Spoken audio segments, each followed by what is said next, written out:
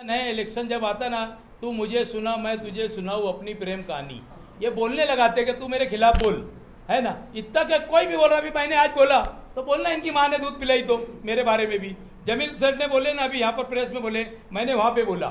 तो ये सब सियासी हथकंडा है और ये झूठी हमदर्दी हासिल करने के लिए ये सब किया जाता। ये जो है ना हुजूर के शान में गुस्ताखी हुई, इसके लिए इनको कोई लेना, इनको सियासत करना चाहिए। ये सब है कि भाई मेरे खिलाफ पे आरएसएस बोल रही, इतना बड़ा आदमी नहीं है जितना बड़ा अगर अपने आप को शेख आसिफ समझता हूँ तो क्या आरएसएस मेरे खिलाफ में मीटिंग लेती, आरएसएस पैसा देती, ये तो एकदम फालतू बात है। हमारे ऑफिस सेक्रेटरी जैनू पठान साहब ने आपको तमाम बातें बता दी कि हमारा जो मकसद था, 3 मुद्दे थे, उसमें से एक मुद्दा हमारे पार्टी के उपाध्यक्ष जमील करांती साहब ने बताया, और आज और कल के अंदर तमाम तंजीमों से हम जाकर मुलाकात करेंगे, और ख़ास तौर के ऊपर यहाँ पर पुलिस के अधिकारी कर्मचारी भी है हमारी प्रेस कॉन्फ्रेंसों में। हम उनको ये बात से आगाह करा देना चाहते हैं कि हमने वहाँ भी कहा और अभी फिर बोल रहे हैं कि आप लोगों ने अगर हमारी एफआईआर को नहीं लिया तो ये शहर के लोग आप एहतजाज के रास्ते के ऊपर जाएंगे, और मैं आज से सब जाकर तंजीमों से मुलाकात करूँगा और उनको कहूँगा कि एक साथ होकर एक एहतजाज का रास्ता बनाए। अगर आप लोगों ने हमारी प्रेस कॉन्फ्रेंस से हमारी आवाज़ को नहीं सुना, एफआईआर नहीं लिया, तो हम आज पूरा शहर एमपीएसएल कंपनी के यानी जो कारोबार कर रहे हैं उनसे हम बहुत परेशान हैं।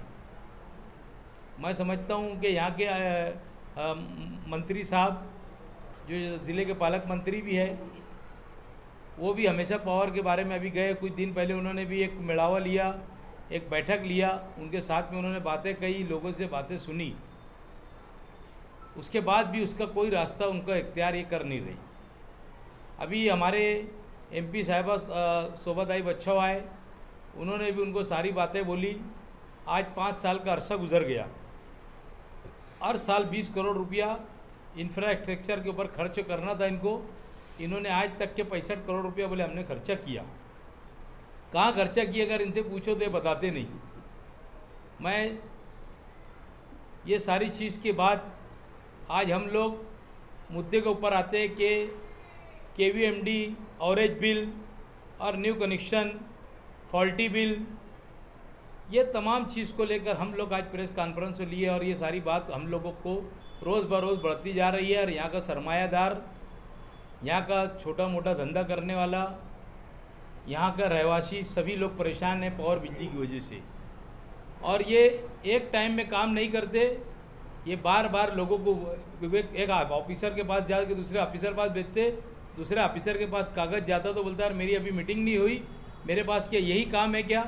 ऐसी नासेबा बातें ये लोग करते हैं लोगों के साथ में, और लोगों को परेशान करने का काम ये लोग करते हैं।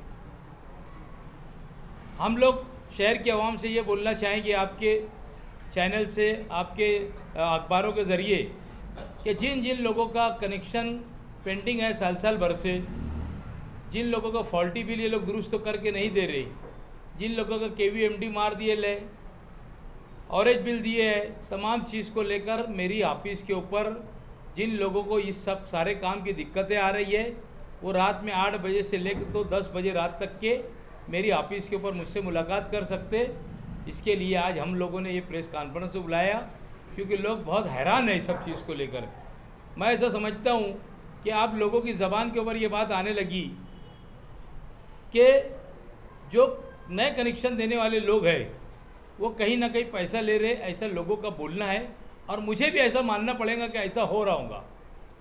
क्यों कि अगर किसी ने 2023 के अंदर कनेक्शन दिया है एक डीपी के ऊपर कि मुझे यहाँ से कनेक्शन चाहिए, उसको 2023 से नहीं दिया, 2024 के अंदर किसी ने अगर दिया है तो 2024 का उसी डीपी में उसी गली के अंदर 24 वाले को कनेक्शन दे दिया जा रहा है।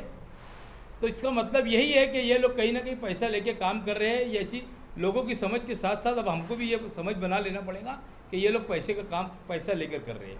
अभी मैंने थोड़ी टाइम पहले शिकायत किया, मैं समझता हूँ शायद 12 बजे के टाइम मैंने एक बजे के टाइम मैंने 1:30 बजे उनको बोला प्रेम सिंह साहब को, और कि भाई ये गली के अंदर का ऐसा सा मामला है, और आपके लोग जो है 24/2/2024 को एक आदमी ने मीटर के लिए कनेक्शन दिया, यानी अर्जी दिया, और 29/5 को उसको मीटर लग गया, जबकि 23 का जो है उस एरिया के अंदर 2023 के अंदर जिसने एप्लीकेशन दिया था 11/12/2023 को, उसको वही गली के अंदर वही डीपी के अंदर आज तक के कनेक्शन नहीं मिला। ऐसे लोग जिनको कनेक्शन नहीं मिल रहे, ऐसे लोगों ने हमसे रब्ता कायम करना चाहिए। फॉल्टी बिल है, KVMD को मार दे रहे, परेशान कर रहे, ये कम नहीं करते। ऐसी सारी चीज़ को लेकर आवाम बार बार परेशान है। रात में 8 बजे से 10 बजे तक के मेरी ऑफिस के ऊपर लोगों ने आना चाहिए। मैं लोगों का काम खुद मैं जाकर काम करके देने के लिए तैयार रहूँगा।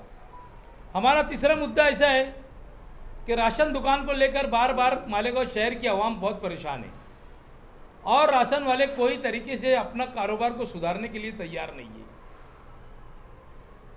एक शख्स मेरे पास परसों के दिन रात में आया, उसका राशन दुकान जो है नए आज़ाद नगर के अंदर कोई लेडी चलाती है, उसके पास उसका कार्ड था, पीला राशन कार्ड था। वो कार्ड मुझे बताया कि भैया ऐसी सी बात है, मुझको 3 किलो गेहूं और 2 किलो चावल दिया जाता, और वो औरत मुझे दम देती है कि अगर तू कहीं जाएगा ना तो ये भी बंद हो जाएगा। बोले तू किसके पास भी जाए, ये 3 किलो। वो डर के नहीं आता था, आखिर उसकी हिम्मत खुली, वो मेरे पास आया। मैंने कल FDO से जाके FDO कापड़े से जाके मुलाकात किया, और मुलाकात करने के बाद उसको सारी दास्तान बताया कि ऐसी सी बात है। उसने ऑनलाइन निकाला, ऑनलाइन के अंदर 25 किलो अनाज उसका निकला, और मैंने उसको बोला कि मुझको इसके ऊपर कार्रवाई करने का है। मैं बाहर निकला तो यशोद नाम का वहाँ का कर्मचारी मुझको देखा, आवाज़ दिया, बोले क्या साहब किधर आए थी। मैंने उसको राशन कार्ड बताया, तो इत्तेफाक से वो लेडी राशन दुकान वाली वहीं पर मौजूद थी। उसने उसको बुलाया कि देखो ये तुम्हारे राशन का। तो बोले क्या हुआ। मैं बोला तुम 3 किलो गेहूँ और 2 किलो उसको चावल दे रहे, और आज नहीं कहीं महीनों से तुम अब यही कर रहे। कहीं बोलते कि तुम्हारा अभी ऑनलाइन नाम नहीं चढ़ा, कहीं बोलते तुम्हारा ये है। ये एक राशन दुकान की शिकायत नहीं है, ये मालेगांव के 80% राशन दुकान वाले ये चोर लोग यही कर रहे। पहली बात तो मैं बोलता था कि 10 किलो का 9 किलो 9.5 किलो देते, वो एक मार पड़ती, और जो उसके अंदर यूनिट के अंदर जो चोरी करके दे रहे वो दूसरी मार है गरीबों के लिए। तो फिर वो उन्होंने देखे और उन्होंने ये कहा कि जान दो तुम मेरी राशन दुकान के ऊपर आ जाओ, तुम्हारा कितना माल है ले लो। मैंने बोला नहीं, मुझको इसके ऊपर कार्रवाई करवाना है। आप वो मुझको वो लेडी आवाज़ देती रही, बोले भैया सुनो तो सही। मैंने नहीं माना, मैंने जाकर उसको जाकर इसका एप्लीकेशन दाखिल किया, और एप्लीकेशन दाखिल कराने के बाद FDO के बाद एप्लीकेशन किया। आज हम इसके लिए जमा है कि हम लोग पूरे मालेगांव शहर की आवाम को ये बताना चाहते कि आप लोगों को कोई भी राशन दुकान वाला यूनिट परमाने अगर नहीं देता होगा तो हम लोग हमारे 4 लोगों का राशन दुकान आज अखबार के अंदर अभी नाम देंगे आपको, उनके नाम के साथ में नाम नंबर के साथ में नाम छापो, और जिन लोगों को ज़रूरत पड़ी तो मेरे भी नाम के साथ में बोलो, हमारे बंदे उस राशन दुकान के ऊपर जाएंगे और उनको अनाज दिलाने की पूरी कोशिश करेंगे। क्योंकि यहाँ पर निज़ाम पूरा 5 साल इतना ख़राब रहा कि हमारे MLA साहब दक्षता कमेटी के अध्यक्ष होते हैं MLA, उन्होंने कोई भी गरीबों की सुना नहीं, कोई बात को उनकी नज़र नहीं देखा कि हमारे शहर के गरीबों का क्या हाल है। अब आखिरी 4 महीना 3 महीना रह गए इलेक्शन के लिए, सबको गरीबों की आमदनी आना शुरू हो गई, किसी को कारखाने की आना शुरू हो गई, किसी को साइजिंग की आना शुरू हो गई, तो किसी को मस्जिद मदरसों की आना शुरू हो गई, तो किसी को बिजली की आना शुरू हो गई। तो ये सारी चीज़ें अब ये चलने वाली नहीं है। जिन्होंने बिजली कंपनी लाया, आज वो बिजली की बात अजीत दादा पवार के पास जाके कर रहे, जिन्होंने साइजिंगें बंद करवाई वो जाके साइजिंगों की बात अजीत दादा पवार के सामने जाके कर रहे। ये झूठी हमदर्दी 43-35 की अब नहीं चलने वाली। आवाम यार यहाँ का बुनकर सब समझ चुका है। मैं आवाम से यही गुजारिश करूंगा कि जिन्होंने 5 साल आप लोगों को तकलीफ दिया, कुछ लोग ऐसा समझ रहे कि मालेगांव शहर की आवाम बिकाऊ है, हम पैसा दे देंगे और इलेक्शन फिर जीत जाएंगे, या फिर इलेक्शन हम खड़े हैं तो पैसा देकर खरीद लेंगे। ये शहर की आवाम इनको सबक सिखाएंगी। इन्होंने 5 साल जिसका बेमिसाल था उनका भी खराब हो गया, और जिनकी मिसाल थी उन्होंने भी शहर के अंदर कुछ नहीं किया। तो ऐसे लोगों को शहर से हद पार करने की ज़रूरत है। ख़ास तौर पे राशन का मसला, पावर का मसला, पानी का मसला तो आप लोगों को मालूम होगा कि 3 दिन से पानी आगे से मिल रहा था, अभी 2-3 नल ये होगा। अगर हमारे डैम से लोगों को पानी नहीं दिया जाता, या हमारा एक डैम और बन जाता था, सेती महामंडल की जगह के ऊपर अगर हमारा एक डैम 5 साल के अंदर और एक बन जाता था तो आज हम रोज़ पानी ले सकते थे। आज 3 दिन पानी आ रहा। आगे हमारा अगर नई डैम एक बनता है और सेती महामंडल की जगह लेकर, तो हमको यही पानी की किल्लत 8 दिन 7 दिन 6 दिन मैं ये समझता हूँ कि हम लोगों को इस तरफ जाना पड़ेगा आने वाले 10 साल में, 20 साल में, 30 साल के अंदर। तो ये पानी कोई ना कोई अपने डैम से लेते जा रहा है, सियासी दबाव बना के ले रहा है, और यहाँ पर सियासी लोग अपनी कुर्सी का सौदा करके ये पानी देते जा रहे हैं। तो मेरी आवाम से गुजारिश है कि हम लोग जो नंबर दे रहे हैं नंबर लो, और जो राशन दुकान वाला आपको ये नहीं देगा अनाज, तो हमारे लोगों को रब्ता करो, मुझसे रब्ता कायम करो, मैं आकर वो राशन दुकान वाले की ईंट से ईंट बजा देंगे। हमारे आज की प्रेस कॉन्फ्रेंस इसीलिए ली गई थी। सुनो अच्छी तरीके से, ये सब मिली जोड़ है, ये इलेक्शन है। इलेक्शन जब आता ना, तू मुझे सुना मैं तुझे सुनाऊँ अपनी प्रेम कहानी, ये बोलने लगाते कि तू मेरे खिलाफ बोल, है ना। इतना क्या कोई भी बोल रहा, अभी मैंने आज बोला तो बोलना इनकी माँ ने दूध पिलाई, तो मेरे बारे में भी जमील सर ने बोले ना, अभी यहाँ पर प्रेस में बोले, मैंने वहाँ पे बोला। तो ये सब सियासी हथकंडा है, और ये झूठी हमदर्दी हासिल करने के लिए ये सब किया जाता। ये जो है ना हुजूर के शान में गुस्ताखी हुई, इसके लिए इनको कोई लेना, इनको सियासत करना चाहिए। इसके लिए ये सारी बातें लाते, हर चीज़ में इनको सियासी रंग देना चाहिए। बस ये सब है कि भाई मेरे खिलाफ पे आरएसएस बोल रही। इतना बड़ा आदमी नहीं है जितना बड़ा अगर अपने आप को शेख हासिम समझता हूँ तो क्या आरएसएस मेरे खिलाफ में मीटिंग लेती, आरएसएस पैसा देती, ये तो एकदम फालतू बात है। सिर्फ है कि मैं कैसे झूठी हमदर्दी हासिल करूं, ये शहर के लोग आप जान चुके, ये सारी बहकावे में और ये बात में आने वाली नहीं है। हम लोग आज तंजीमों से रात को और कल मुलाकात करेंगे।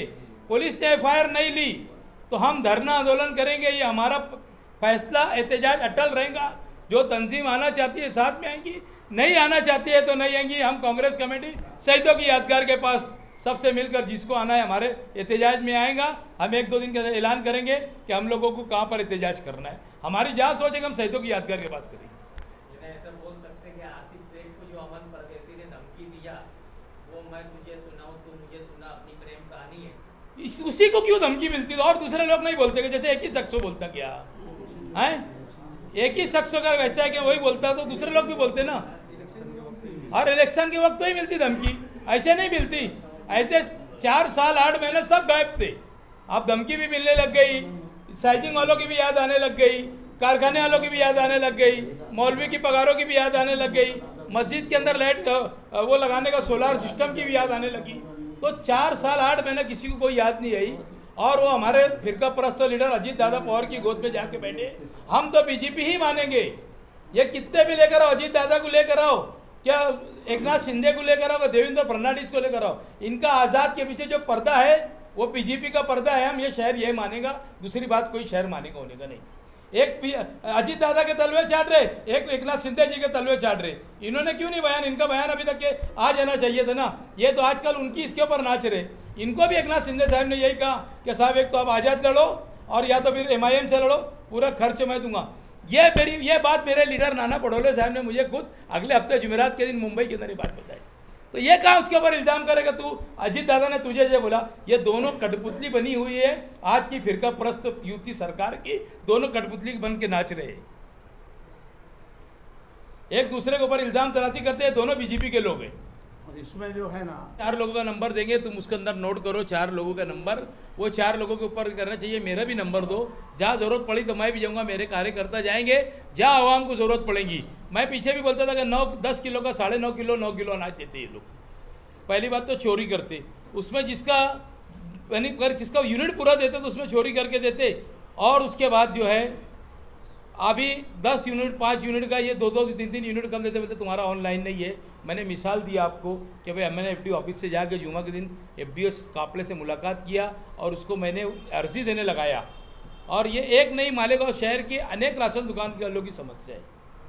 और किसी को अगर बुरा लगेगा, कोई राशन दुकान वाला बोलेगा मैं नहीं करता। और इसमें एक राशन दुकान वाले की बहुत और कंप्लेंट है, वो फरीद करके कोई मदनी नगर के अंदर है, उसके नाम भी लिखो, उसके बारे में हर दिन 2-4 लोग आते रहते। उसके भी राशन दुकान के ऊपर कोई दिन जाकर एहतजाज करेंगे हम ज़रूर। और वहाँ पर ही FDO को, प्रांतों को, तहसीलदार को, किसको बुलाना पड़ेगा हम वहाँ पर बुलाएंगे उसके लिए। शहर में काम करेंगी पूरी टीम सिर्फ शहर के अंदर राशन दुकानों के ऊपर काम करेगी।